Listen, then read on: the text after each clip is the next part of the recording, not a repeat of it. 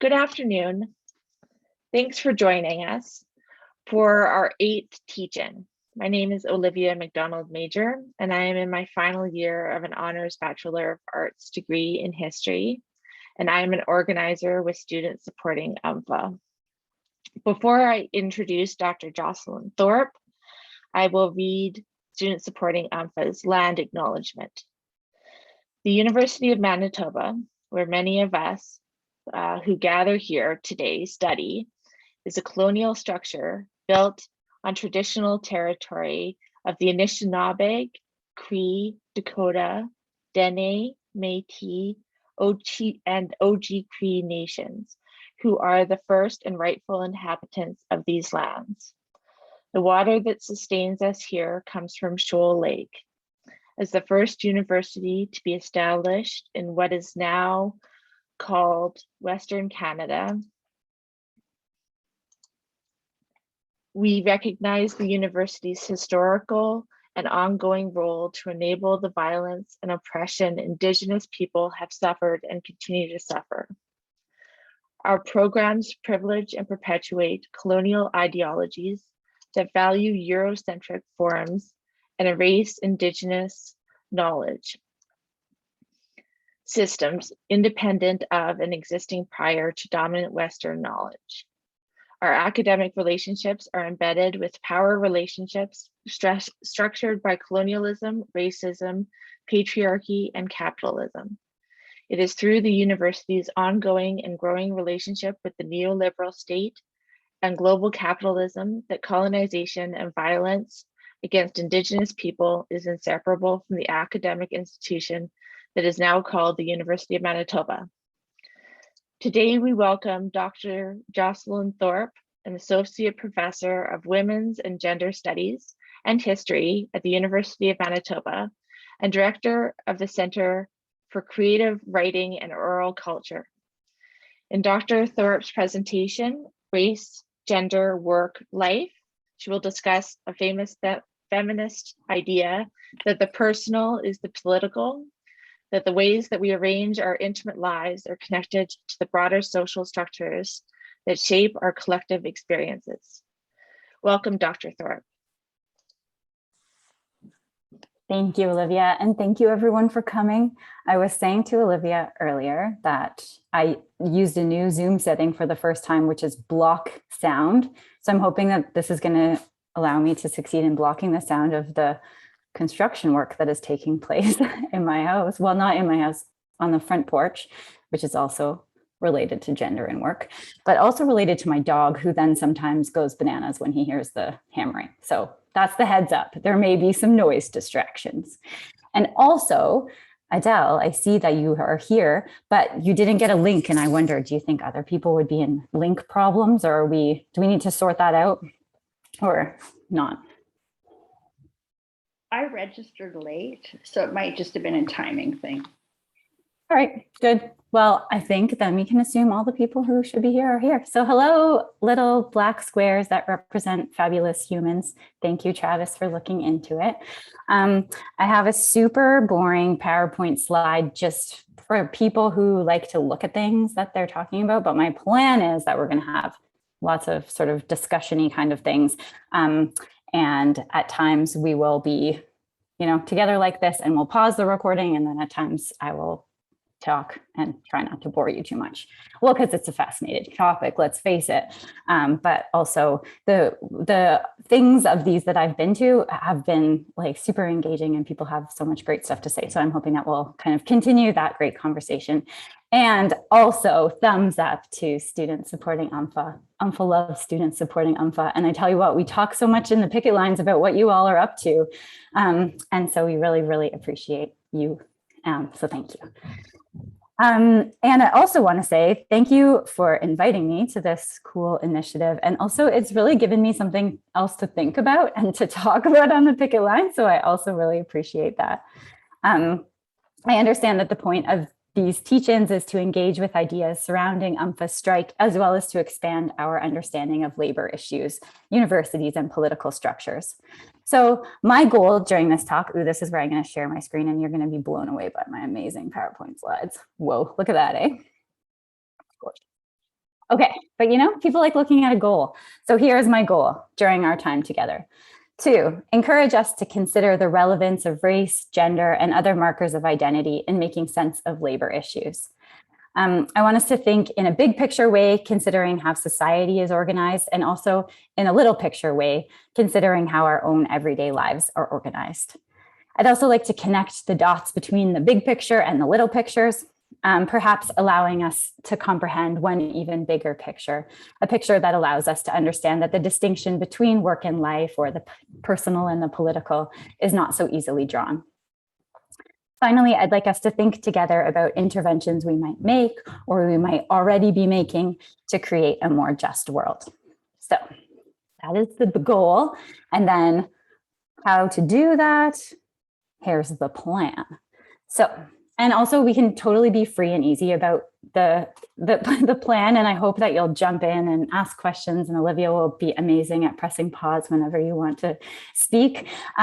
Because the first thing I have is to define some terms. And I just want to make sure that we're sort of on the same page. It's a bit hard to plan something when you don't know who's going to come. And if everyone's going to be like, we know this, or if we're like, wait, we should talk about this issue. And one of the terms that I want us to define is intersectionality. And I was just looking for images, which, as you can see, I didn't find very good ones of. But there was this really good article about, like, you know what, we think we understand this term, but we really don't. And then I thought, oh, there's a good, useful term to define, if nothing else. So define some terms, and then secondly, I'll provide some context to make sure, or to sort of talk about why we need to connect ideas such as gender and race to work. And then I've got some questions that I'd like us to think about kind of separately and then together. And then a fantastic discussion where we learn all the new things. That is the plan. You know what happens on there we go. Okay. I'm going to stop the share after I show you this. Here's our first term: work, paid work, unpaid work, care work. So this is what happens is I lose my cursor all the time. Okay, there we go. So I've stopped sharing because now it's your turn. What do you think? How are we going to define this term called work? And I don't mean in a complicated way, like as in I looked it up in the dictionary and then I picked and chose what I liked about work. So work, how are you going to define it? Begin, we can define it. Oh yeah, see, Olivia, I love it. You're right on it. I'm like, why is there recording? Yes. Okay, now I'm talking about the background story. This is it. Okay, so I think what is very interesting about the term is that it's all about work, or it started to be like it happened because of work. So the term, which some of you may know, was coined by feminist legal scholar named Kimberly Crenshaw. And what happened was that in the 1970s in the United States, a group of Black women sued General Motors. The name that's associated with it is Emma DeGraffenreid, Reed, but she wasn't the only one. So they sued General Motors for workplace discrimination. And they argued that GM segregated workers by race and gender. So the company hired women for some jobs and they hired men for other jobs. So women, you will probably not be surprised to learn, were hired as secretaries or front desk people, and men were hired on the shop floor. But this gender division of labor was racialized as well, because Black women were hired in neither place, since the women who were hired doing front desk work were white, and the Black people who were hired on the shop floor were men. So clearly discrimination was happening, right? Black women were not getting jobs at this place of work. And yet the case was dismissed because the Black women were not being discriminated against because of gender or because of race, right? They were being discriminated against because of gender and race simultaneously. So this is where the term intersectionality comes from, because Kim Crenshaw said we need to find a way to talk about this idea where the oppression or the discrimination isn't so clearly one thing or another thing. And so then this is where I'll look at your comments. You want to add to, jump in, questions, comments, concerns as we go. I'm going to go back to the sharing of the screen to go back to this context. All right, some images.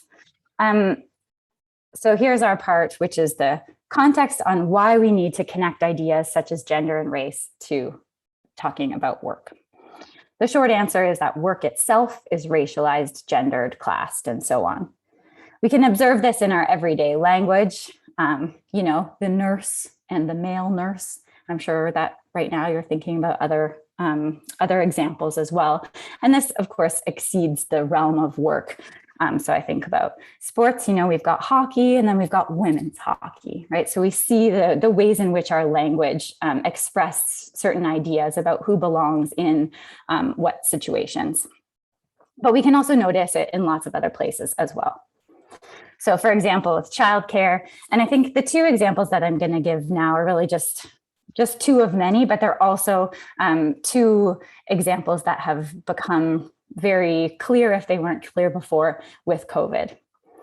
So women, as we know, do the vast majority of childcare. Again, not considered work even in the word, both paid and unpaid. The high cost of childcare makes it often inaccessible for families. And in fact, combined with the challenges for some, and especially for single parents, again, most of whom are women, like how close a daycare is to home or to work, the hours of a daycare, then it means that many families have to make really tough choices. And I think that these articles that you'll see, they're both in the conversation, do a really good job of connecting the personal to the political, saying, you know what, these are individual choices that people are making. And yet these individual choices are shaped by the broader structures that make some choices possible and other choices impossible. So in two-parent households with opposite sex partners, often it makes the most sense. And people will say this, well, it just is what makes sense for our family, which then begs us to ask, well, why does it make sense for your family? And if it makes sense for your family and it's a pattern beyond your family, then what does that say about what we have in place or about the structures themselves? Anyway, so often people will say it makes the most sense for the woman to stay home with the kids, in part because of the expectation that women are the quote unquote natural childcare givers, providers, and in part because women are more likely to make less money than their male partners. And therefore, the family income goes down less with women staying home than with men staying home. This kind of making sense relies on the acceptance of things that aren't really very fair, including the discrepancy between the idea that we can all work hard and become whatever we want to be, and the reality that it's not very easy to balance careers and families, especially for women and especially as we've seen during a pandemic. So women have been leaving their jobs in huge numbers, and that hasn't been the case for men in the same way. And of course, it doesn't make sense to pay attention to gender in isolation, which is exactly what this concept of intersectionality is all about. The pandemic has also shown that much of the essential work, that which must take place in order for us to survive, is also precarious work that is performed by women of color, often from the global South. The COVID crisis in nursing homes, that was like big news, especially in the early days of the pandemic, is just one example where a for-profit model of elder care combined with the devaluation of people living in nursing homes and their caregivers led to an alarming number of deaths and illnesses. Long-term care workers are so poorly paid that many get by working multiple jobs in different care homes. And early on BC, the BC government recognized that this sort of inequity related to work was also going to be something that caused the spreading of the virus. And so the provincial response was that they restricted these workers to only one nursing home, improved their wages, and made their positions full-time. And Professor of Equity Studies, Tanya Das-Gupta at York University, suggests that these changes would never have happened had it not been for the pandemic. And yet we can see that these changes are fundamental issues of justice, right? How is it that people can't make a living doing work in one job, right? Yet still, the idea that work and workers can be considered essential at the same moment that both can also be considered inferior or unskilled shows the degree to which we have very messed up ideas and priorities. I think that was really made obvious in the pandemic too, when parents would say, oh my goodness, I can't even imagine how teachers do it or how daycare providers do it. I'm looking after one kid or two kids and I can't even, keep it together. And yet these daycare workers are able to, look after all of these kids. And so we have that on the one hand, this idea that, well, childcare work isn't really work, it's not very hard, and therefore we don't pay people very much to do it. And then on the other hand, this idea that, well, first of all, other people cannot do their work unless their children are looked after. And then secondly, in fact, the work is really hard and it is a skilled position. So there are lots of other examples. I want to make sure that we have time to talk about stuff. And so I just put in this Migrant Dreams thing because I think it's a film you should all see. You can Google it after I talk. First, you'll watch the Kim Crenshaw and then you'll go straight to Migrant Dreams, which is, you can stream it for free on TV Ontario.